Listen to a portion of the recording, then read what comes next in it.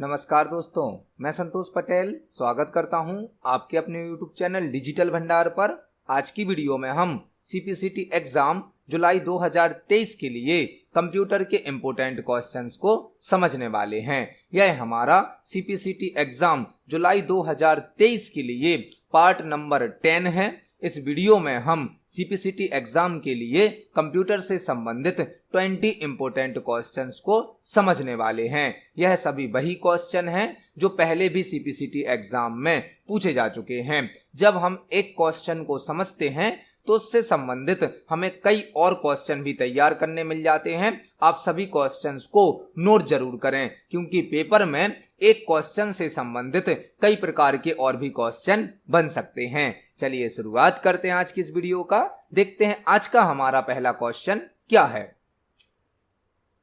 पहला क्वेश्चन हमसे पूछा गया है, निम्नलिखित में से कौन सा प्रोग्राम मुख्य रूप से ब्राउज़र, पत्र, सीखने की गतिविधियों, प्रश्नोत्तरी, परीक्षण और छात्रों के होमवर्क असाइनमेंट जैसे डॉक्यूमेंट बनाने के लिए उपयोग किया जाता है। पहला क्वेश्चन हमसे पूछा गया है कि निम्नलिखित में से कौन सा ऐसा प्रोग्राम है, कौन सा ऐसा सॉफ्टवेयर है जो मुख्य रूप से ब्राउज़र, पत्र, सीखने की गतिविधियों, प्रश्नोत्तरी, परीक्षण और छात्रों के होमवर्क असाइनमेंट जैसे डॉक्यूमेंट बनाने के लिए उपयोग किया जाता है। यदि हमें कोई ब्राउज़र बनाना है, कोई लेटर लिखना है, टाइपिंग सीखनी है, कोई क्वेश्चन आंसर टाइप करने हैं या कोई असाइनमेंट बनाना है, तो हमें किस प्रकार के सॉफ्टवेयर का उपयोग करना होगा। यहां पर ऑप्शन नंबर ए है presentation software, option number B है word processor software, option number C है स्प्रेडशीट सॉफ्टवेयर और ऑप्शन नंबर डी है डेटाबेस सॉफ्टवेयर। यदि हमें कोई लेटर बनाना है, ब्राउज़र बनाना है, क्वेश्चन आंसर टाइप करने हैं, होमवर्क करना है, असाइनमेंट बनाना है, तो हमें वर्ड प्रोसेसर का यूज करना होता है। वर्ड प्रोसेसर का, वर्ड प्रोसेसर कौन सा सॉफ्टवेयर होता है? वर्ड प्रोसेसर एक ऐसा सॉफ्टवेयर होता है जो कि टाइपिंग करने की, फॉर्मेटिंग करने की, एडिटिंग करने की सुविधा प्रदान करता है, जैसे कि MS वर्ड एक वर्ड प्रोसेसिंग सॉफ्टवेयर है, वर्ड पैड एक वर्ड प्रोसेसिंग सॉफ्टवेयर है। ऐसे सॉफ्टवेयर जो टेक्स्ट को टाइप करने की, एडिट करने की, फॉर्मेट करने की, प्रिंट करने की सुविधा प्रदान करते हैं, वह कहलाते हैं वर्ड प्रोसेसिंग सॉफ्टवेयर। इस क्वेश्चन का आंसर होगा option number B presentation software. तो वह सॉफ्टवेयर हैं जिनमें हम प्रेजेंटेशन बना सकते हैं, जैसे कि पावर पॉइंट। स्प्रेडशीट सॉफ्टवेयर वह होते हैं जो डेटा को रो और कॉलम में अरेंज करने की सुविधा देते हैं, जैसे कि MS एक्सेल। और डेटाबेस सॉफ्टवेयर वह सॉफ्टवेयर होते हैं जिसमें हम डेटाबेस को क्रिएट कर सकते हैं, मैनेज कर सकते हैं और डेटाबेस पर कई प्रकार के ऑपरेशन परफॉर्म कर सकते हैं। इस क्वेश्चन का आंसर हो जाएगा option number B word processing software. देखते हैं हमारे नेक्स्ट क्वेश्चन को। नेक्स्ट क्वेश्चन है, MS एक्सेल का निम्नलिखित में से कौन सा फीचर चयनित सेल को एक बड़े सेल में जोड़ने के लिए उपयोग किया जाता है और यह कंटेंट को एक नए सेल में केंद्रित करता है? MS एक्सेल का निम्नलिखित में से कौन सा फीचर चयनित सेल को, चयनित सेल मतलब सिलेक्टेड सेल को एक बड़े सेल में जोड़ने के लिए उपयोग किया जाता है और यह कंटेंट को एक नए सेल में केंद्रित करता है? केंद्रित करता है मतलब सेंटर अलाइनमेंट पर शो कर देता है। MS एक्सेल का एक क्वेश्चन पूछा गया है कि दिए गए ऑप्शन में से ऐसा कौन सा फीचर है जो सिलेक्ट किए गए सेल को मिलाकर एक बड़ा सेल बना देता है और हम उस सेल में जो भी डेटा भरते हैं उसे सेंटर अलाइनमेंट पर शो कर दिया जाता है। MS एक्सेल में हमें एक वर्कशीट दी जाती है। वर्कशीट मतलब एक्सेल का पेज जिसमें मल्टीपल रो होती हैं और मल्टीपल कॉलम होते हैं। मल्टीपल रो होती हैं, मल्टीपल कॉलम होते हैं। जब एक रो और कॉलम मिलता है, एक रो और कॉलम इंटरसेक्ट करता है तो एक सेल क्रिएट होता है। सेल, यह जो बॉक्स बनता है इसे सेल कहा जाता है। यदि हमें मल्टीपल सेल को मिलाकर एक बड़ा सेल बनाना है, कई सेल को मिलाकर एक बड़ा सेल बनाना है, तो हमें उसके लिए मर्ज ऑप्शन का यूज करना होता है। मर्ज का मतलब क्या है? मिला देना। और MS एक्सेल में मर्ज ऑप्शन के 4 प्रकार होते हैं। उसी में से एक प्रकार होता है मर्ज and centre. Merge and centre का मतलब क्या है? फॉर एग्जाम्पल हमने 3 सेल सेलेक्ट करे तो इन तीनों सेल को मिलाकर एक बना दिया जाएगा, वह तो हो गया मर्ज। और इन तीनों को मिलाकर जो एक बड़ा सेल बनेगा उसमें हम जो भी डेटा भरेंगे उसको सेंटर अलाइनमेंट पर शो किया जाएगा, सेंटर अलाइनमेंट पर। मतलब इस क्वेश्चन का आंसर होगा option number A, merge and centre. Merge and centre एक ऐसा फीचर है जो मल्टीपल सिलेक्टेड सेल को सिंगल सेल में कन्वर्ट करता है और जो भी डेटा हमने सेल में भरा होता है उसको सेंटर अलाइनमेंट पर शो कर दिया जाता है। इस क्वेश्चन का आंसर है ऑप्शन नंबर ए। इसको हम एक्सेल पर प्रैक्टिकली देख सकते हैं। यह हमारा एमएस एक्सेल सॉफ्टवेयर है। यहां पर हमने एक वर्कशीट क्रिएट करी है। आप देख सकते हैं यह एक्सेल का पेज है जिसे वर्कशीट कहा जाता है। इस वर्कशीट में यह होते हैं कॉलम जिनको अल्फाबेट से रिप्रेजेंट किया जाता है, यह होती हैं रो जिनको नंबर से रिप्रेजेंट किया जाता है। जब एक रो और कॉलम मिलता है, एक रो और कॉलम इंटरसेक्ट करता है तो एक सेल क्रिएट होता है। यदि हमें कई सेल को मिलाकर एक सिंगल सेल में बदलना है और जो भी डेटा हम इस सेल में भरेंगे उसको सेंटर अलाइनमेंट में दिखाना है तो हम यूज करते हैं मर्ज एंड सेंटर ऑप्शन का। Merge and centre option MS Excel के होम टैब में अलाइनमेंट ग्रुप में होता है। अलाइनमेंट ग्रुप में जैसे ही हम मर्ज एंड सेंटर ऑप्शन पर क्लिक करेंगे, जितने सेल सिलेक्ट थे वह सभी सेल मिलकर एक बड़ा सेल बन गया है। और यदि इस सेल में अब हम कुछ भी टेक्स्ट टाइप करेंगे तो उस टेक्स्ट को बाय डिफॉल्ट सेंटर अलाइनमेंट पर शो किया जाएगा। मतलब जो भी डेटा भरा जाएगा वह सेंटर अलाइनमेंट पर शो किया जाएगा। यह होता है मर्ज एंड सेंटर। तो इस क्वेश्चन का आंसर हो जाएगा ऑप्शन नंबर ए। यहां पर आपको 2-3 क्वेश्चन और तैयार करने हैं। रैप टेक्स्ट क्या होता है? Wrap text, wrap text Excel का एक ऐसा फीचर है जो सिंगल सेल में, एक सेल में मल्टीपल लाइन का टेक्स्ट टाइप करने की सुविधा प्रदान करता है। यदि आपको एमएस एक्सेल के एक ही सेल में मल्टीपल लाइन का टेक्स्ट टाइप करना है तो आप रैप टेक्स्ट का यूज कर सकते हैं, जिसकी शॉर्टकट की होती है alt plus enter. Alt plus enter wrap text की शॉर्टकट की होती है। कंडीशनल फॉर्मेटिंग क्या है? कंडीशनल फॉर्मेटिंग टेबल में भरे गए डेटा को कंडीशन के आधार पर फॉर्मेट करने की सुविधा प्रदान करता है। हमारी टेबल में जो डेटा भरा गया है, यदि उस डेटा की फॉर्मेटिंग हमें कंडीशन के आधार पर करनी है तो हम कंडीशनल फॉर्मेटिंग का यूज करेंगे। फॉर्मेट एज टेबल क्या है? फॉर्मेट एज टेबल का मतलब है आपको टेबल के बने बनाए फॉर्मेट दिए जाते हैं, स्टाइल दी जाती हैं, जिनको सेलेक्ट करके आप कम समय में अपनी टेबल को आकर्षक बना सकते हैं। यहां पर हमने एक साथ 3-4 क्वेश्चन तैयार करे। इस क्वेश्चन का आंसर है option number A, merge and centre. देखते हैं हमारे नेक्स्ट क्वेश्चन को। नेक्स्ट क्वेश्चन है एमएस वर्ड 2010 डॉक्यूमेंट में एक ही बार में कई सारे बदलाव करने के लिए निम्नलिखित में से किस कमांड का उपयोग किया जा सकता है? एमएस वर्ड 2010 डॉक्यूमेंट में एक ही बार में कई सारे बदलाव करने के लिए निम्नलिखित में से किस कमांड का उपयोग किया जा सकता है? यह क्वेश्चन एमएस वर्ड से पूछा गया है, जो कि एमएस वर्ड के 2010 वर्जन से पूछा गया है। यहां पर आपको एमएस वर्ड 2010 में कंफ्यूज नहीं होना है।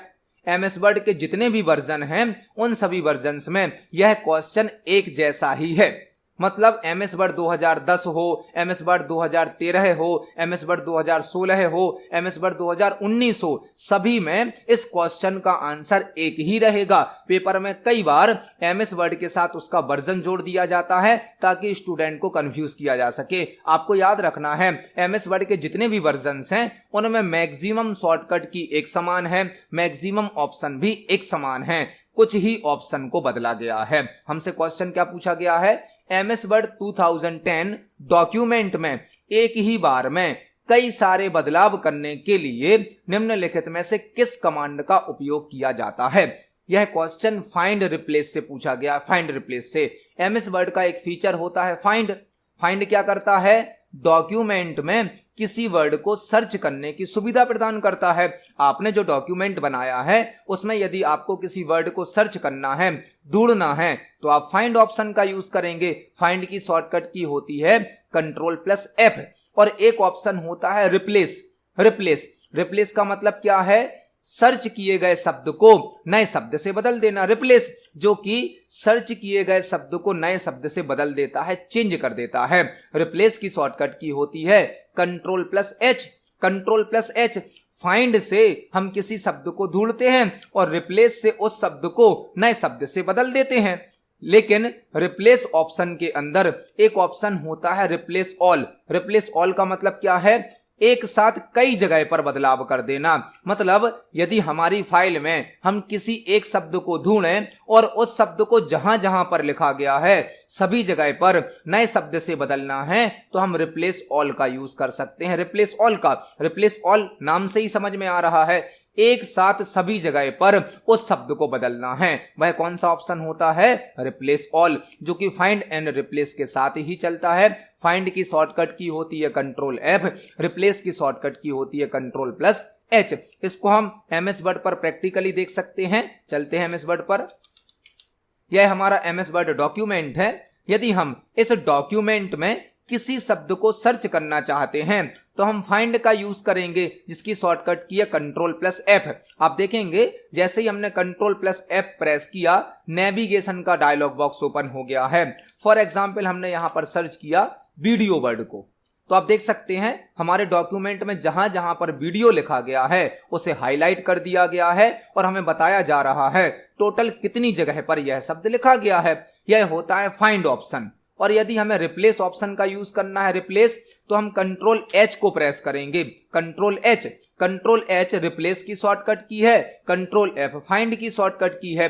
जैसे ही हमने Ctrl+H को प्रेस किया, फाइंड एंड रिप्लेस का डायलॉग बॉक्स आ गया, जिसमें हमसे पूछा जा रहा है फाइंड व्हाट, मतलब आप क्या सर्च करना चाहते हैं। और एक ऑप्शन होता है रिप्लेस विथ, मतलब किससे बदलना चाहते हैं। तो हमने फाइंड व्हाट में फॉर एग्जाम्पल लिख दिया वीडियो, मतलब हमारी फाइल में जहां जहां पर वीडियो लिखा गया है उसको सर्च किया जाएगा और उसे बदलना किससे, रिप्लेस किससे करना है। हमने यहां पर लिख दिया ऑडियो, मतलब हमारी फाइल में जहां जहां वीडियो लिखा होगा उसको ढूंढा जाएगा और किससे बदल दिया जाएगा, ऑडियो से। अब यदि हम फाइंड पर क्लिक करें, फाइंड नेक्स्ट पर, तो आप देखेंगे पहले वीडियो शब्द को ढूंढ लिया गया है, सिलेक्ट कर दिया गया है। यदि हमें इस सिलेक्ट किए गए वीडियो वर्ड को एक ही स्थान पर ऑडियो से बदलना है तो हम रिप्लेस का यूज करेंगे। और यदि इस वीडियो वर्ड को पूरी फाइल में ऑडियो से बदलना है तो हम रिप्लेस ऑल पर क्लिक करेंगे। आप देख सकते हैं हमारी फाइल में 4 जगह पर वीडियो लिखा था जिसको ऑडियो से बदल दिया गया है। किस ऑप्शन के द्वारा? रिप्लेस ऑल ऑप्शन के द्वारा। इसी का हमसे क्वेश्चन पूछा गया था। तो हमारा यह प्रयास होता है कि आप जो भी क्वेश्चन पढ़ें उसको प्रैक्टिकली भी सीखें, क्योंकि आप सीपीसीटी के लिए तो क्वेश्चन तैयार कर रहे हैं, लेकिन जब आप MS वर्ड को यूज करेंगे तो आपसे यह सभी ऑप्शन प्रैक्टिकली भी बनने चाहिए। तो हमारा यही प्रयास होता है कि आपको एक क्वेश्चन से संबंधित जो भी प्रैक्टिकल नॉलेज है वह भी दिया जाए, यह हमारा प्रयास होता है। इस क्वेश्चन का आंसर है option number C, replace all. देखते हैं हमारे नेक्स्ट क्वेश्चन को।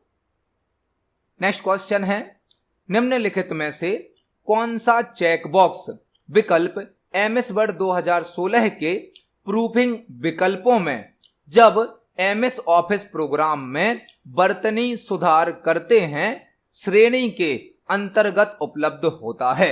MS वर्ड का एक और क्वेश्चन हमसे पूछा गया है, निम्नलिखित विकल्पों में से कौन सा चेक बॉक्स विकल्प MS वर्ड 2016 के प्रूफिंग विकल्पों में जब MS ऑफिस प्रोग्राम में वर्तनी सुधार करते हैं, वर्तनी सुधार मतलब स्पेलिंग को सुधारते हैं या चेक करते हैं, श्रेणी के अंतर्गत उपलब्ध होता है। MS वर्ड का एक और क्वेश्चन पूछा गया है, MS वर्ड में ऐसा कौन सा चेक बॉक्स ऑप्शन होता है जो प्रूफिंग ऑप्शन के अंतर्गत आता है और जब हम MS ऑफिस प्रोग्राम में स्पेलिंग सुधारते हैं उस कैटेगरी के अंतर उपलब्ध होता है। यह क्वेश्चन हमसे पूछा गया है।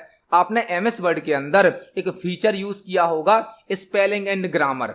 Spelling and grammar, spelling and grammar क्या करता है, जब आप टाइपिंग करते हैं तो ऑटोमेटिक स्पेलिंग को चेक किया जाता है और ऑटोमेटिक ग्रामर को चेक किया जाता है। जहां पर स्पेलिंग की मिस्टेक होती है उस शब्द को रेड कलर की लाइन से अंडरलाइन कर दिया जाता है और जहां पर ग्रामर की मिस्टेक होती है और वहां पर ब्लू या ग्रीन कलर की लाइन से अंडरलाइन कर दिया जाता है। यह एमएस वर्ड का एक फीचर होता है स्पेलिंग एंड ग्रामर, जिसकी शॉर्टकट की होती है F7, जो कि हमें रिव्यू टैब में मिलता है, रिव्यू टैब में।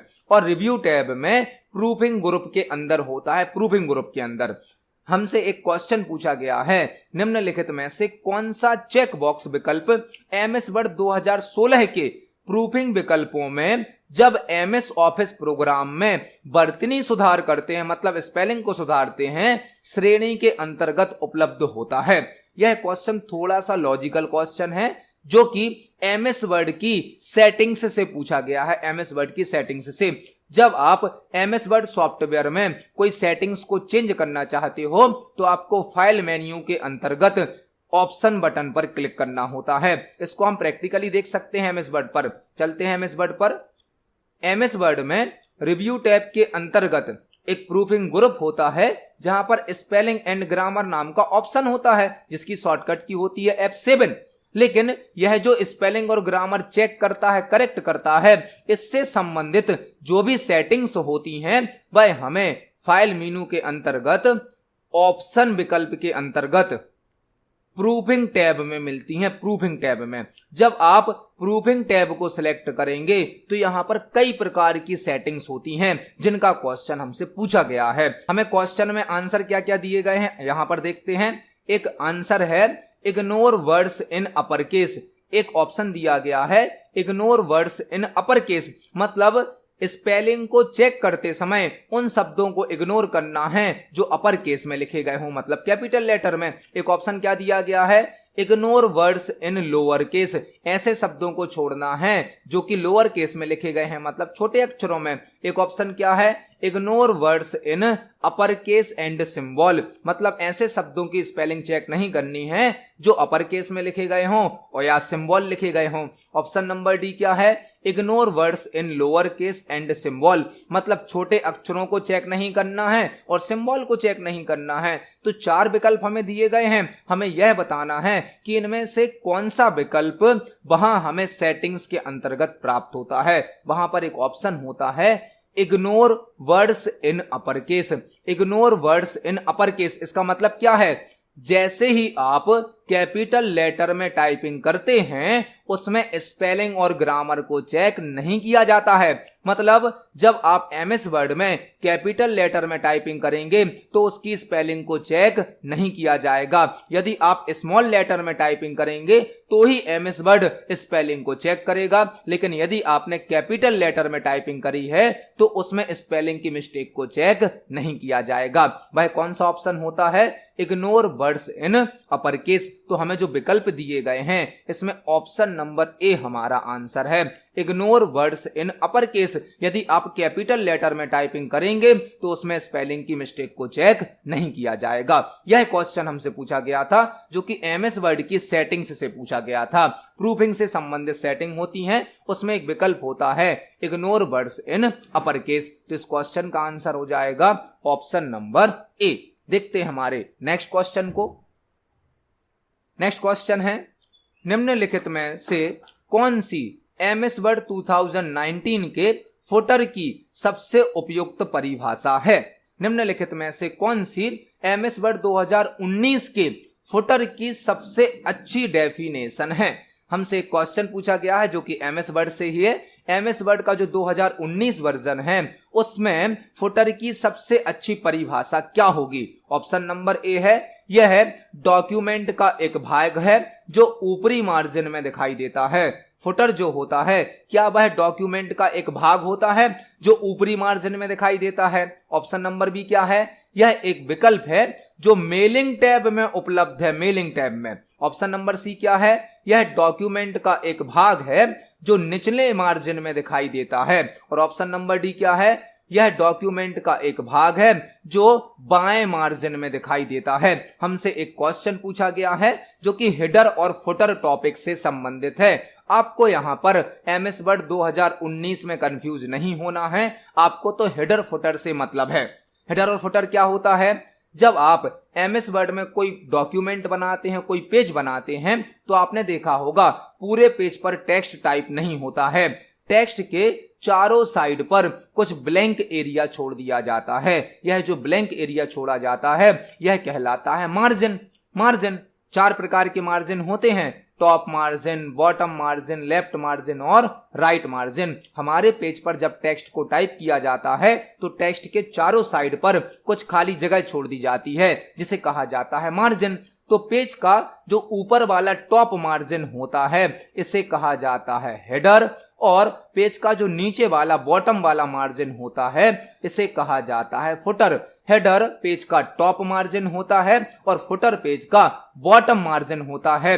हेडर और फुटर का यूज डॉक्यूमेंट से संबंधित कुछ अतिरिक्त जानकारी को शो करने के लिए किया जाता है। जैसे कि हम हर पेज पर अपनी कंपनी का नाम शो कर सकते हैं, डेट शो कर सकते हैं, पेज नंबर शो कर सकते हैं, ऑथर का नाम शो कर सकते हैं, फाइल का नाम शो कर सकते हैं। इस प्रकार की एडिशनल इंफॉर्मेशन को प्रत्येक पेज पर शो करने के लिए हेडर फुटर का यूज किया जाता है। मतलब हेडर होता है पेज का टॉप मार्जिन और फुटर होता है पेज का बॉटम मार्जिन। यहां पर हेडर क्या होगा? हेडर होता है यह डॉक्यूमेंट का एक भाग है जो ऊपरी मार्जिन में दिखाई देता है, हेडर।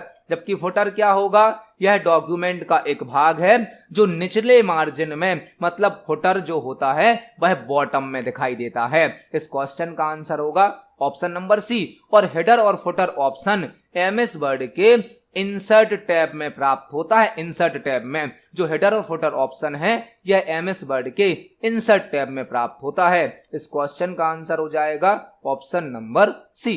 देखते हैं हमारे नेक्स्ट क्वेश्चन को। नेक्स्ट क्वेश्चन है, इंटरनेट पर दिखने वाले इलेक्ट्रॉनिक पेज क्या कहलाते हैं? इंटरनेट पर दिखने वाले इलेक्ट्रॉनिक पेज क्या कहलाते हैं? यह क्वेश्चन इंटरनेट से संबंधित है। इंटरनेट पर जब आप कोई पेज ओपन करते हैं उस इलेक्ट्रॉनिक पेज को क्या कहा जाता है? इंटरनेट पर जब भी आप कोई इंफॉर्मेशन सर्च करते हैं तो वह आपको वेबसाइट में शो की जाती है, वेबसाइट में। और एक वेबसाइट मल्टीपल वेब पेजेस से मिलकर बनी होती है। एक वेबसाइट कई प्रकार के वेब पेजेस से मिलकर बनी होती है। मतलब आंसर क्या हो जाएगा? ऑप्शन नंबर ए, वेब पेजेस। इंटरनेट पर दिखने वाले इलेक्ट्रॉनिक पेज क्या कहलाते हैं? Web pages. वेब पेज जो कि वेबसाइट का एक पेज होता है और एक वेबसाइट मल्टीपल वेब पेजेस से मिलकर बनी होती है। वेबसाइट के पेज को कहा जाता है वेब पेज, जो कि इंटरनेट पर शो किया जाता है, जिस पर कई प्रकार की इंफॉर्मेशन भी होती है। इस क्वेश्चन का आंसर हो जाएगा ऑप्शन नंबर ए। देखते हैं हमारे नेक्स्ट क्वेश्चन को। नेक्स्ट क्वेश्चन है, MS वर्ड 2019 में टेक्स्ट को इटैलिक बनाने के लिए किस कीबोर्ड शॉर्टकट का उपयोग किया जाता है? MS वर्ड 2019 में टेक्स्ट को इटैलिक बनाने के लिए किस कीबोर्ड शॉर्टकट का उपयोग किया जाता है? बहुत ही बेसिक सा और सिंपल सा क्वेश्चन पूछा गया है। CPCT में इस प्रकार के सिंपल क्वेश्चन भी पूछे जाते हैं। हमसे क्वेश्चन पूछा गया है कि MS वर्ड में टेक्स्ट को इटैलिक करने के लिए कौन सी कीबोर्ड शॉर्टकट है? इटैलिक क्या होता है? इटैलिक एक फॉर्मेटिंग से संबंधित फीचर है जो कि टेक्स्ट को राइट साइड पर थोड़ा सा तिरछा कर देता है। इटैलिक ऑप्शन के द्वारा टेक्स्ट को राइट साइड पर दाएं तरफ थोड़ा सा तिरछा कर दिया जाता है, वह कहलाता है इटैलिक। और इटैलिक की शॉर्टकट की होती है Ctrl+I। Ctrl+I इटैलिक की शॉर्टकट की है। Ctrl+B बोल्ड की शॉर्टकट की है, बोल्ड की। और Ctrl+U अंडरलाइन की शॉर्टकट की है, जबकि Ctrl+Z अंडू की शॉर्टकट की होती है। यहां पर हमने एक साथ 4-5 क्वेश्चन तैयार करे। इस क्वेश्चन का आंसर है ऑप्शन नंबर ए। इटैलिक करने के लिए Ctrl+I का यूज किया जाता है। इसको हम MS वर्ड पर प्रैक्टिकली देख सकते हैं। यदि हम MS वर्ड में कुछ टेक्स्ट सिलेक्ट करें और कीबोर्ड से Ctrl+I प्रेस करें तो आप देख सकते हैं Ctrl+I से टेक्स्ट को इटैलिक किया जाता है और दोबारा इटैलिक को ऑफ भी किया जा सकता है। यह होता है इटैलिक Ctrl+I। इस क्वेश्चन का आंसर हो जाएगा ऑप्शन नंबर ए। देखते हैं हमारे नेक्स्ट क्वेश्चन को। नेक्स्ट क्वेश्चन है, MS वर्ड 2016 में फाइल को बंद करने के लिए आप फाइल मेन्यू में किस विकल्प को चुनेंगे? एमएस वर्ड 2016 में फाइल को क्लोज करने के लिए आप फाइल मेन्यू में किस विकल्प को चुनेंगे? एक और क्वेश्चन एमएस वर्ड से पूछा गया है कि एमएस वर्ड में आपने जो फाइल बनाई है, जो डॉक्यूमेंट बनाया है, यदि आप उसको बंद करना चाहते हैं तो फाइल मेन्यू के अंदर आप कौन सा ऑप्शन सेलेक्ट करेंगे? एमएस वर्ड में जब आप कोई फाइल बनाते हैं, उस फाइल पर कोई भी ऑपरेशन परफॉर्म करना है, जैसे फाइल को सेव करना है, क्लोज करना है, प्रिंट करना है, सेव एज करना है, तो यह सभी ऑप्शन फाइल मेन्यू में प्राप्त होते हैं। फाइल से संबंधित सभी ऑप्शन फाइल मेन्यू में प्राप्त होते हैं। यदि आप फाइल मेन्यू को शॉर्टकट की से ओपन करना चाहते हो तो शॉर्टकट की होती है Alt+F। Alt+F से फाइल मेन्यू ओपन हो जाता है और फाइल मेन्यू के अंदर एक ऑप्शन होता है क्लोज, जिससे हम ओपन फाइल को क्लोज कर सकते हैं। एमएस वर्ड में जो भी फाइल अभी ओपन है उसको क्लोज करने के लिए फाइल मेन्यू के अंदर क्लोज नाम का ऑप्शन होता है, जिसके लिए एक शॉर्टकट की भी यूज की जाती है, Ctrl+W। Ctrl+W से आप ओपन फाइल को क्लोज कर सकते हो। और एक और शॉर्टकट की होती है Ctrl+F4। Ctrl+F4 से भी हम फाइल को क्लोज कर सकते हैं। इसको हम एमएस वर्ड पर प्रैक्टिकली देख सकते हैं। चलते हैं एमएस वर्ड पर। यह हमारा एमएस वर्ड सॉफ्टवेयर है। यहाँ पर अभी एक फाइल ओपन है जिसका नाम है Document1। फाइल को क्लोज करने के लिए हम फाइल मेन्यू पर क्लिक करेंगे। यहाँ पर एक ऑप्शन होता है क्लोज, इस ऑप्शन पर क्लिक करेंगे तो हमारी फाइल क्लोज हो जाएगी। और क्लोज करने से पहले हमसे पूछा जा रहा है हमें इस फाइल को सेव तो नहीं करना है, यह होता है क्लोज ऑप्शन। इसकी शॉर्टकट की होती है Ctrl+W। आप देख सकते हैं Ctrl+W से भी फाइल क्लोज होगी और क्लोज करने से पहले हमसे सेव करने के लिए पूछा जा रहा है। एक और शॉर्टकट की होती है Ctrl+F4। Ctrl+F4 से भी हम फाइल को क्लोज कर सकते हैं। और यदि सॉफ्टवेयर को क्लोज करना है, जो सॉफ्टवेयर अभी खुला है उसको क्लोज करना है, तो शॉर्टकट की होती है Alt+F4। Alt+F4 जो भी प्रोग्राम हमारे कंप्यूटर पर अभी ओपन होता है उसको क्लोज करती है और Ctrl+F4 फाइल को क्लोज करती है। Alt+F4 से सॉफ्टवेयर को बंद किया जाता है, प्रोग्राम को बंद किया जाता है और Ctrl+F4 से फाइल को बंद किया जाता है। इस क्वेश्चन का आंसर हो जाएगा ऑप्शन नंबर बी। देखते हैं हमारे नेक्स्ट क्वेश्चन को। नेक्स्ट क्वेश्चन है, निम्नलिखित में से कौन सी सब स्क्रिप्टेड टेक्स्ट की सबसे सामान्य स्थिति है? निम्नलिखित में से कौन सी सब स्क्रिप्टेड टेक्स्ट की सबसे सामान्य स्थिति है? यह क्वेश्चन भी एमएस वर्ड से पूछा गया है। एमएस वर्ड में फॉर्मेटिंग के अंतर्गत होता है सुपर स्क्रिप्ट और सबस्क्रिप्ट और सुपर स्क्रिप्ट। हमसे पूछा गया है निम्नलिखित में से कौन सी सब स्क्रिप्टेड टेक्स्ट की सबसे सामान्य स्थिति होती है? ऑप्शन नंबर ए क्या है? आधार रेखा से थोड़ा सा नीचे। आधार रेखा से थोड़ा सा नीचे। ऑप्शन नंबर बी क्या है? मध्य रेखा के ऊपर। ऑप्शन नंबर सी क्या है? शीर्ष रेखा के ऊपर। और ऑप्शन नंबर डी क्या है? आधार रेखा से थोड़ा सा ऊपर। सब स्क्रिप्ट और सुपर स्क्रिप्ट दो ऑप्शन होते हैं। सब स्क्रिप्ट क्या होता है? फॉर एग्जाम्पल हमने लिखा CO2, तो आप देखेंगे 2 को थोड़ा सा नीचे लिखा गया है। इसी प्रकार से यदि हम लिखें O2 तो भी 2 को थोड़ा सा नीचे लिखा गया है। जब हम किसी टेक्स्ट को नॉर्मल टेक्स्ट से थोड़ा सा नीचे लिखते हैं तो उसे कहा जाता है सब स्क्रिप्ट।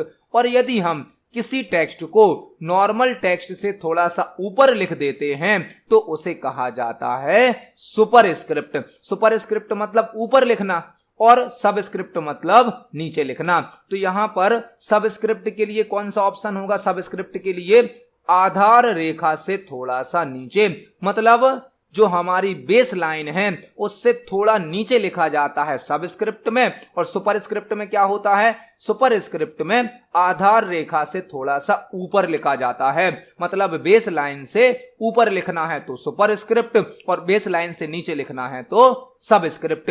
सब स्क्रिप्ट की शॉर्टकट की भी आपको याद करनी है। सब स्क्रिप्ट की शॉर्टकट की भी आपको याद करनी है, जो कि होती है कंट्रोल के साथ इक्वल। Ctrl+Equal सब स्क्रिप्ट की शॉर्टकट की होती है और सुपर स्क्रिप्ट की शॉर्टकट की होती है Ctrl+Shift+। Control shift plus super script की शॉर्टकट की है और कंट्रोल के साथ इक्वल सब स्क्रिप्ट की शॉर्टकट की है। इनको हम एमएस वर्ड पर प्रैक्टिकली देख सकते हैं। चलते हैं एमएस वर्ड पर। यदि हमें एमएस वर्ड में कोई टेक्स्ट को सब स्क्रिप्ट और सुपर स्क्रिप्ट करना है तो हम कैसे कर सकते हैं। फॉर एग्जाम्पल हमने यहां पर लिखा CO2, तो आप देखेंगे CO2 पूरा टेक्स्ट हमारा एक ही लेवल पर लिखा गया है। होम टैब में फॉन्ट ग्रुप के अंदर एक ऑप्शन होता है सबस्क्रिप्ट, एक होता है सुपर स्क्रिप्ट। हमें जिस टेक्स्ट को, जिस कैरेक्टर को सबस्क्रिप्ट करना है हम उसको सिलेक्ट करेंगे और कीबोर्ड से कंट्रोल के साथ इक्वल को प्रेस करेंगे तो आप देख सकते हैं जो कैरेक्टर सब स्क्रिप्ट हो गया है उसे बेस लाइन से थोड़ा सा नीचे लिखा गया है, मतलब आधार लाइन से थोड़ा सा नीचे लिखा गया है। इसी प्रकार से यदि हम इस ऑप्शन को बंद करना चाहें तो दोबारा इस पर क्लिक कर देंगे। अब हम एक और टेक्स्ट लिखते हैं A2। आप देखेंगे A और 2 दोनों एक ही लेवल पर लिखे गए हैं। अब यदि हमें 2 को ऊपर लिखना है तो हम 2 को सिलेक्ट करेंगे और कीबोर्ड से कंट्रोल शिफ्ट प्लस को प्रेस करेंगे। यह हो जाता है सुपर स्क्रिप्ट। सुपर स्क्रिप्ट में टेक्स्ट को ऊपर लिखा जाता है और सब स्क्रिप्ट में टेक्स्ट को नीचे लिखा जाता है। इस क्वेश्चन का आंसर हो जाएगा ऑप्शन नंबर ए, आधार रेखा से थोड़ा सा नीचे सब स्क्रिप्ट टेक्स्ट होता है। देखते हैं हमारे नेक्स्ट क्वेश्चन को। नेक्स्ट क्वेश्चन है, ब्लैंक में हाइपर लिंक्स होते हैं जो खरबों पेजों और फाइलों को एक दूसरे से जोड़ते हैं। ब्लैंक में हाइपर लिंक्स होते हैं जो खरबों पेजों और फाइलों को एक दूसरे से जोड़ते हैं। यह क्वेश्चन हमसे इंटरनेट से संबंधित पूछा गया है। ब्लैंक में हाइपर लिंक्स होते हैं जो खरबों पेजों और फाइलों को एक दूसरे से जोड़ते हैं। इंटरनेट पर जो भी वेबसाइट होती हैं, जो भी रिसोर्स होते हैं, उन सभी को आपस में जोड़ने के लिए हाइपरलिंक का यूज किया जाता है। और इंटरनेट पर millions, billions, trillions web page होते हैं, खरबों वेब पेज होते हैं जिनको आपस में जोड़ दिया गया है और यह सभी जानकारी www में स्टोर होती है। www में हाइपरलिंक्स भी होते हैं और खरबों पेज होते हैं। लाखों करोड़ों खरबों वेब पेज और फाइलों को आपस में जोड़ा जाता है और वह सभी स्टोर कहां होते हैं? वर्ल्ड वाइड वेब में। वर्ल्ड वाइड वेब मतलब www में। जो www है इसमें इंटरनेट पर सभी प्रकार की इंफॉर्मेशन को स्टोर किया जाता है, मतलब इसमें हाइपरलिंक भी होती हैं और सभी प्रकार की फाइल, रिसोर्स और पेजों को आपस में जोड़कर रखा जाता है। मतलब इस क्वेश्चन का आंसर क्या होगा? ऑप्शन नंबर ए, www जिसे वर्ल्ड वाइड वेब कहा जाता है, इसमें हाइपरलिंक्स होते हैं और खरबों मतलब कि ट्रिलियंस पेजों और फाइलों को एक दूसरे से जोड़कर रखा जाता है। वेब सर्वर क्या होता है? वेब सर्वर एक ऐसा कंप्यूटर होता है जिसमें किसी वेबसाइट को होस्ट किया जाता है, वेबसाइट को रखा जाता है। वैन का फुल फॉर्म क्या होता है? Wide area network. Wide area network. और इंटरनेट एक ग्लोबल नेटवर्क है जिसका फुल फॉर्म होता है इंटरकनेक्टेड नेटवर्क या इंटरनेशनल नेटवर्क। तो इस क्वेश्चन का आंसर हो जाएगा ऑप्शन नंबर ए, वर्ल्ड वाइड वेब या www। इसमें हाइपरलिंक्स होते हैं जो खरबों पेजों और फाइलों को एक दूसरे से जोड़ते हैं। www को शॉर्ट में W3 भी कहा जाता है। इसे टिम बर्नर्स-ली के द्वारा बनाया गया है और इसे 1989 में बनाया गया था। इस क्वेश्चन का आंसर है ऑप्शन नंबर ए। देखते हैं हमारे नेक्स्ट क्वेश्चन को।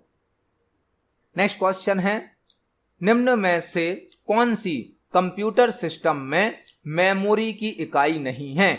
निम्न में से कौन सी कंप्यूटर सिस्टम में मेमोरी की इकाई नहीं है? यह क्वेश्चन कंप्यूटर की मेमोरी यूनिट से पूछा गया है। कंप्यूटर की मेमोरी यूनिट क्या होती हैं? हम कंप्यूटर में जो भी डेटा स्टोर करते हैं उस डेटा की मात्रा को, उस डेटा की क्वांटिटी को मेजर करने के लिए या नापने के लिए मेमोरी यूनिट यूज की जाती हैं। जो भी डेटा हम स्टोर करते हैं उस डेटा की मात्रा को, उस डेटा की क्वांटिटी को मेजर करने के लिए या नापने के लिए मेमोरी यूनिट का यूज किया जाता है। हमसे क्वेश्चन पूछा गया है, निम्न में से कौन सी कंप्यूटर सिस्टम में मेमोरी की इकाई नहीं है? तो गीगाबाइट तो एक मेमोरी यूनिट होती है। गीगाबाइट, बाइट भी होती है, मेगाबाइट भी होती है, लेकिन हर्ज नाम की मेमोरी यूनिट नहीं होती है।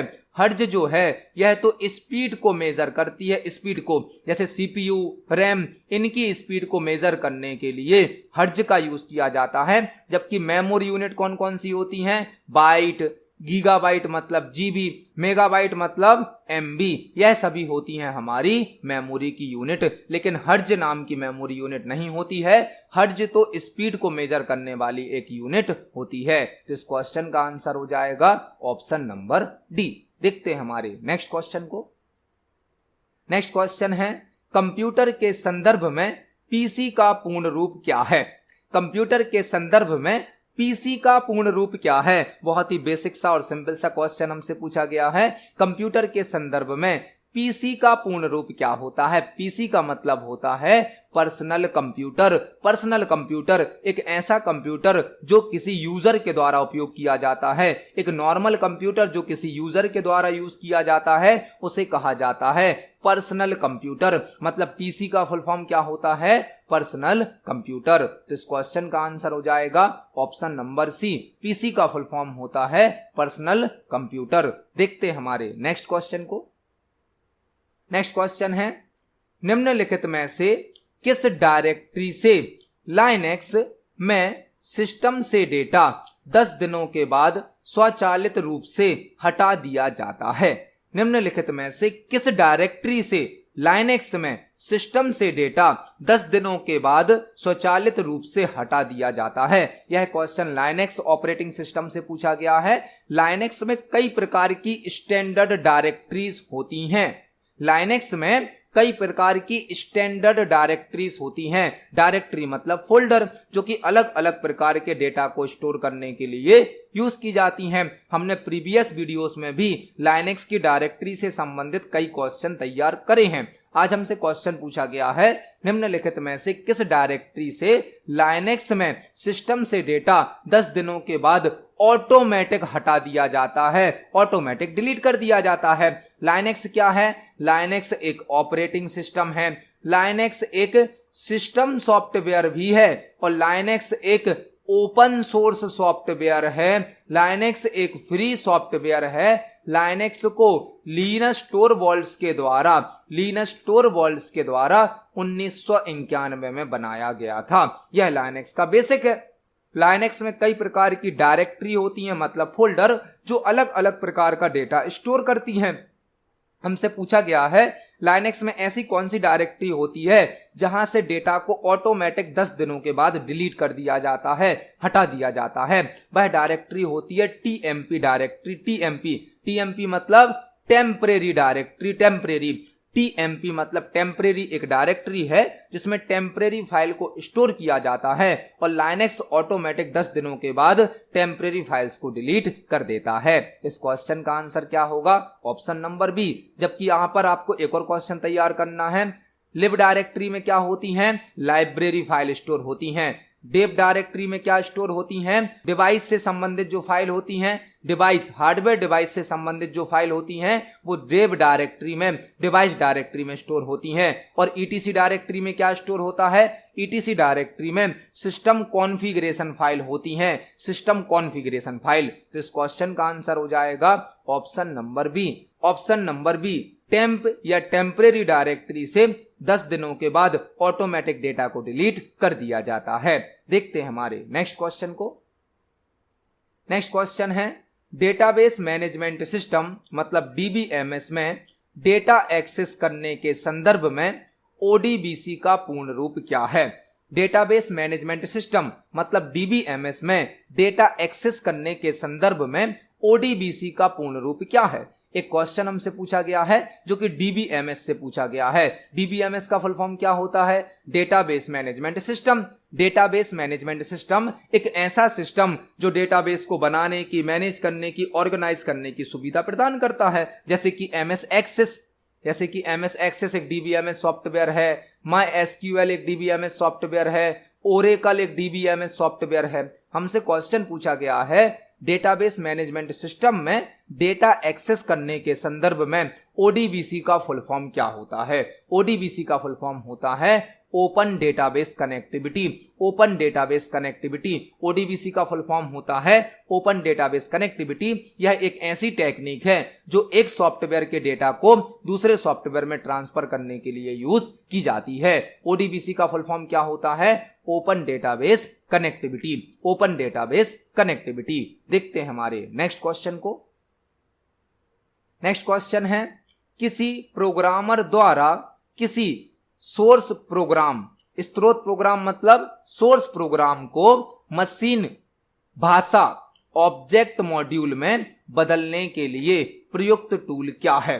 किसी प्रोग्रामर द्वारा किसी स्रोत प्रोग्राम मतलब सोर्स प्रोग्राम को मशीन भाषा ऑब्जेक्ट मॉड्यूल में बदलने के लिए प्रयुक्त टूल क्या होता है, हमें यहां पर बताना है। यह क्वेश्चन कोडिंग से प्रोग्रामिंग से संबंधित है और यदि आप हमारे प्रीवियस वीडियोस को देख रहे हैं तो आपको इस क्वेश्चन का आंसर जरूर पता होगा। हमसे एक क्वेश्चन पूछा गया है कि किसी प्रोग्रामर द्वारा सोर्स प्रोग्राम को मशीन लैंग्वेज में यदि बदलना है या ऑब्जेक्ट कोड में बदलना है तो कौन सा टूल यूज किया जाता है? वह टूल होता है कंपाइलर। कंपाइलर कंपाइलर क्या है? कंपाइलर एक लैंग्वेज ट्रांसलेटर होता है। लैंग्वेज ट्रांसलेटर जिसे लैंग्वेज प्रोसेसर भी कहा जाता है, जो कि एक सिस्टम सॉफ्टवेयर का एग्जाम्पल होता है। System software. कंपाइलर करता क्या है? कंपाइलर हाई लेवल लैंग्वेज में बनाए गए प्रोग्राम को एक साथ एक ही बार में लो लेवल लैंग्वेज में या मशीन लैंग्वेज में बदल देता है, जिसे हम कहते हैं ऑब्जेक्ट कोड या ऑब्जेक्ट मॉड्यूल। मतलब जब भी यूजर कोई प्रोग्राम बनाता है, कोई कोडिंग करता है, तो वह करता है हाई लेवल लैंग्वेज में, हाई लेवल लैंग्वेज में, और हाई लेवल लैंग्वेज में बनने वाले प्रोग्राम को ही कहा जाता है सोर्स प्रोग्राम। जब हाई लेवल लैंग्वेज में कोई प्रोग्राम बनाया जाता है तो उसे कहा जाता है सोर्स प्रोग्राम। इस हाई लेवल लैंग्वेज के प्रोग्राम को मतलब सोर्स प्रोग्राम को यदि हमें लो लेवल लैंग्वेज में, मशीन लैंग्वेज में या ऑब्जेक्ट कोड में बदलना है तो हम कंपाइलर का यूज करते हैं। कंपाइलर करता क्या है? हाई लेवल लैंग्वेज में बनाए गए प्रोग्राम को एक साथ एक ही बार में लो लेवल लैंग्वेज में बदल देता है या ऑब्जेक्ट कोड में बदल देता है या मशीन लैंग्वेज में बदल देता है। और कंपाइलर होता क्या है? कंपाइलर एक लैंग्वेज ट्रांसलेटर होता है, एक लैंग्वेज प्रोसेसर भी कहा जाता है और इसे सिस्टम सॉफ्टवेयर भी कहा जाता है।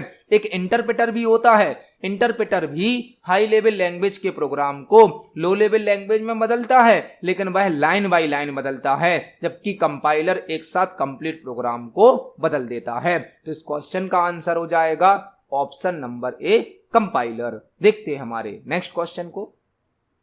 नेक्स्ट क्वेश्चन है, एक समान क्वालिटी कंप्यूटर कीबोर्ड में कितनी एरो कुंजियां होती हैं? एक समान क्वालिटी कंप्यूटर कीबोर्ड में कितनी एरो कुंजियां होती हैं? कीबोर्ड से संबंधित एक क्वेश्चन पूछा गया है कि जो एक जनरल क्वालिटी कंप्यूटर कीबोर्ड होता है उसमें कितनी एरो की होती हैं। हम जो नॉर्मल कीबोर्ड यूज करते हैं जो कि टाइपराइटर के समान होता है, टाइपराइटर के मॉडल को फॉलो करता है, उसे कहा जाता है क्वालिटी कीबोर्ड, जिसमें 4 प्रकार की एरो की होती हैं। 4 प्रकार की, लेफ्ट एरो की, राइट एरो की, बॉटम एरो की और अप एरो की। मतलब इस क्वेश्चन का आंसर क्या हो जाएगा? Option number D 4।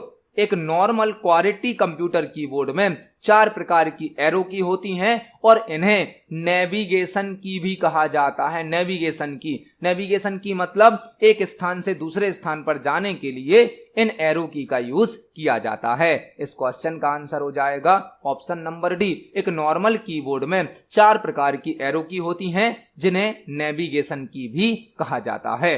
देखते हैं हमारे नेक्स्ट क्वेश्चन को। नेक्स्ट क्वेश्चन है, ब्लू रे सिंगल लेयर रिकॉर्डेबल डिस्क में एचडी फुटेज स्टोर करने की क्षमता कितनी होती है? ब्लू रे सिंगल लेयर रिकॉर्डेबल डिस्क में एचडी फुटेज स्टोर करने की क्षमता कितनी होती है? यह क्वेश्चन हमसे ब्लू रे डिस्क से पूछा गया है।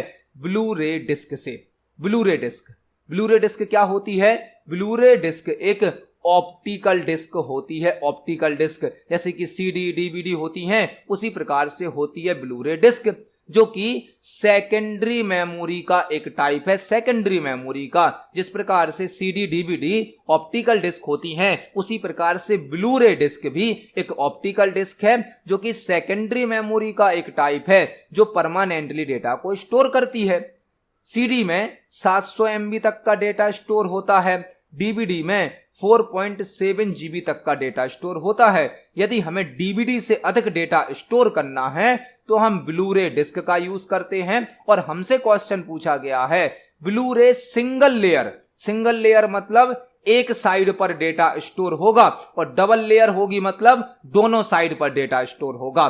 ब्लू रे सिंगल लेयर रिकॉर्डेबल डिस्क में HD फुटेज स्टोर करने की क्षमता कितनी होती है? जो सिंगल लेयर ब्लू रे डिस्क होती है उसमें एक लेयर पर मतलब वन साइड पर 25 GB तक डेटा स्टोर हो जाता है, मतलब 25 GB तक का डेटा स्टोर हो जाता है। और यदि वह डबल लेयर होगी तो 50 GB तक डेटा स्टोर हो जाएगा, क्योंकि एक लेयर पर एक साइड पर 25 GB स्टोर होगा तो दूसरी साइड पर भी 25 हो जाएगा, मतलब 50। तो ब्लू रे सिंगल लेयर रिकॉर्डेबल डिस्क में HD फुटेज स्टोर करने की जो कैपेसिटी है, जो क्षमता है, वह 25 GB तक होती है, और यदि डबल लेयर होगी तो उसमें 50 GB तक हो सकती है। इस क्वेश्चन का आंसर हो जाएगा ऑप्शन नंबर सी।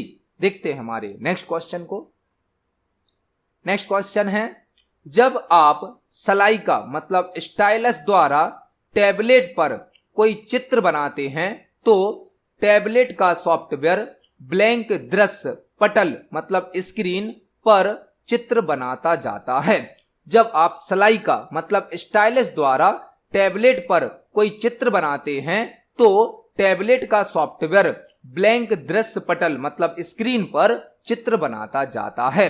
यह क्वेश्चन हमसे इनपुट डिवाइस से संबंधित है। इनपुट डिवाइस से संबंधित क्वेश्चन हमसे पूछा गया है। इनपुट डिवाइस होती है एक डिजिटल टैबलेट, डिजिटल टैबलेट जिसे डिजिटाइजर टैबलेट भी कहा जाता है, जिसे ग्राफिक्स टैबलेट भी कहा जाता है, जिसे पेन टैबलेट भी कहा जाता है, जिसके साथ एक पेन भी होता है, जिसे सलाइका या स्टाइलस कहा जाता है। अभी हम आपको यह सभी जो ड्राइंग करके दिखा रहे हैं, यह सभी जो क्वेश्चन एक्सप्लेन कर रहे हैं, यह सभी हम ग्राफिक्स टैबलेट के माध्यम से या ड्राइंग टैबलेट या हम कह सकते हैं पेन टैबलेट के माध्यम से ही कर रहे हैं। यह एक सरफेस होता है, प्लेन सरफेस होता है, जिसके साथ एक पेन भी होता है। जब हम इस पेन को स्क्रीन पर मूव करते हैं तो मूवमेंट के आधार पर स्क्रीन पर ऑब्जेक्ट को बनाया जाता है, ड्रॉ किया जाता है। जो डिजिटल टैबलेट है, डिजिटाइजर टैबलेट है, पेन टैबलेट है या ग्राफिक्स टैबलेट है, यह एक इनपुट डिवाइस होती है जिसके साथ एक पेन होता है जिसे स्टाइलस कहा जाता है। जब हम स्क्रीन पर इस पेन को मूव करते हैं, मूवमेंट करते हैं, तो पेन के मूवमेंट के आधार पर जो हमारे ग्राफिक्स टैबलेट का सॉफ्टवेयर होता है वह स्क्रीन पर ऑब्जेक्ट को ड्रॉ कर देता है। हमसे क्वेश्चन क्या पूछा गया है? जब आप स्टाइलस द्वारा टैबलेट पर कोई चित्र बनाते हैं तो टैबलेट का सॉफ्टवेयर ब्लैंक स्क्रीन पर चित्र बनाता जाता है। किस आधार पर बनाता है? आपकी मूवमेंट को स्वैप करके, ऑप्शन नंबर बी है, आपकी मूवमेंट को संग्रहित मतलब स्टोर करके, ऑप्शन नंबर सी है, आपकी मूवमेंट का अनुसरण करके, ऑप्शन नंबर डी है, आपकी मूवमेंट का आदान प्रदान करके। जब हम ग्राफिक्स टैबलेट पर स्टाइलस को, पेन को चलाते हैं तो पेन जिस डायरेक्शन में चलता है उस डायरेक्शन को फॉलो किया जाता है। फॉलो मतलब अनुसरण किया जाता है। जैसा जैसा हम पेन का मूवमेंट करते हैं वैसा यहां पर फॉलो किया जाता है। मतलब इस क्वेश्चन का आंसर क्या हो जाएगा? ऑप्शन नंबर सी, आपकी मूवमेंट का अनुसरण करके स्क्रीन पर चित्र को बनाता जाता है। मतलब जो ग्राफिक्स टैबलेट है, डिजिटल टैबलेट है, वह स्टाइलस के मूवमेंट को फॉलो करता है और स्क्रीन पर चित्रों को मतलब ऑब्जेक्ट को बना देता है। इस क्वेश्चन का आंसर हो जाएगा ऑप्शन नंबर सी। देखते हैं हमारे नेक्स्ट क्वेश्चन को।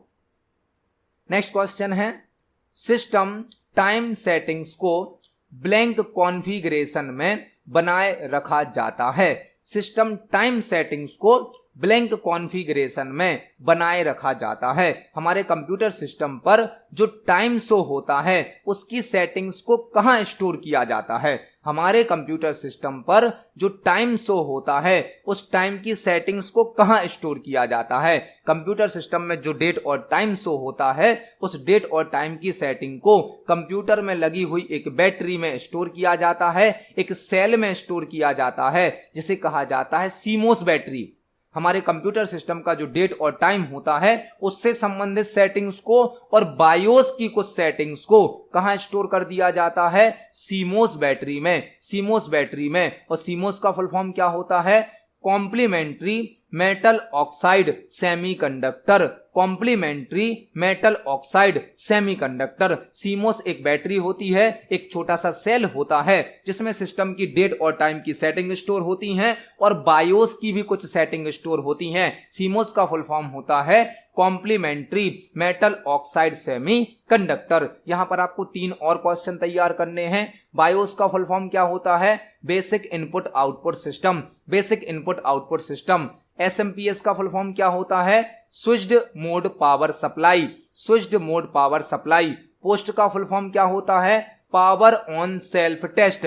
Power on self test. Power on self test. इस क्वेश्चन का आंसर हो जाएगा option number A. System time settings को सीमोस कॉन्फ़िगरेशन में बनाए रखा जाता है। देखते हैं हमारे नेक्स्ट क्वेश्चन को।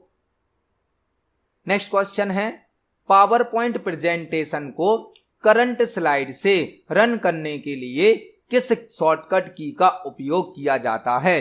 पावर पॉइंट प्रेजेंटेशन को करंट स्लाइड से रन करने के लिए किस शॉर्टकट की का उपयोग किया जाता है। यह क्वेश्चन पावर पॉइंट से पूछा गया है। पावर पॉइंट क्या है, पावर पॉइंट एक प्रेजेंटेशन सॉफ्टवेयर है।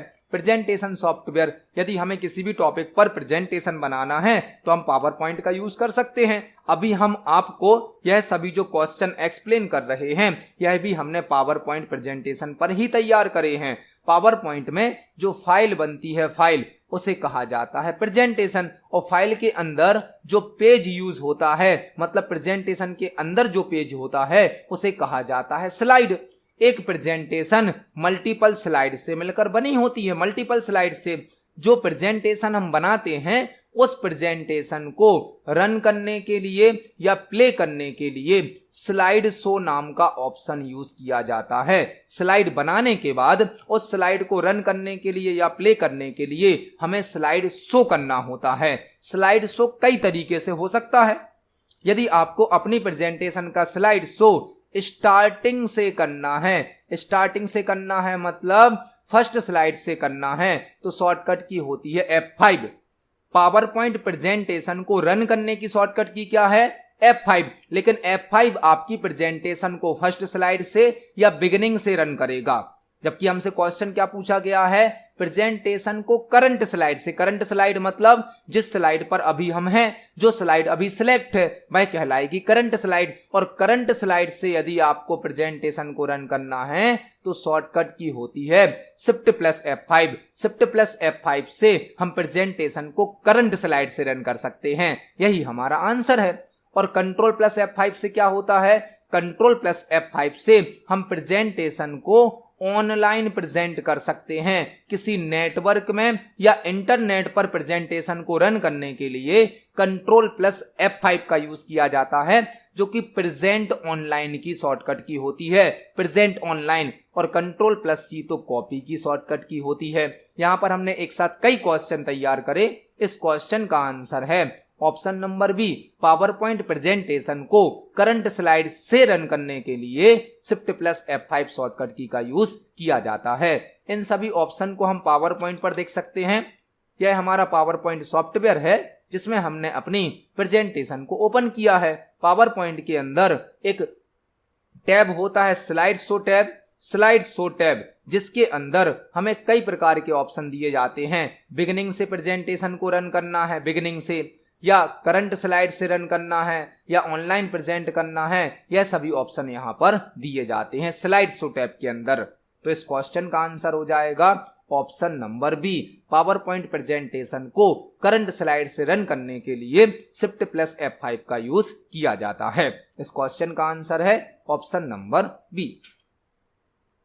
तो आज की वीडियो में हमने CPCT एग्जाम के लिए कंप्यूटर से संबंधित 20 इंपोर्टेंट क्वेश्चंस को समझा है। जब हम एक क्वेश्चन को समझते हैं तो उससे संबंधित हमें कई और क्वेश्चन भी तैयार करने मिल जाते हैं। आप सभी क्वेश्चंस को पढ़ें, समझें। यदि आपका कोई क्वेश्चन है, कोई डाउट है तो कमेंट सेक्शन में जरूर पूछें। वीडियो पसंद आती है तो वीडियो को लाइक करें, ज्यादा से ज्यादा शेयर करें। मिलते हैं अगली वीडियो में। धन्यवाद।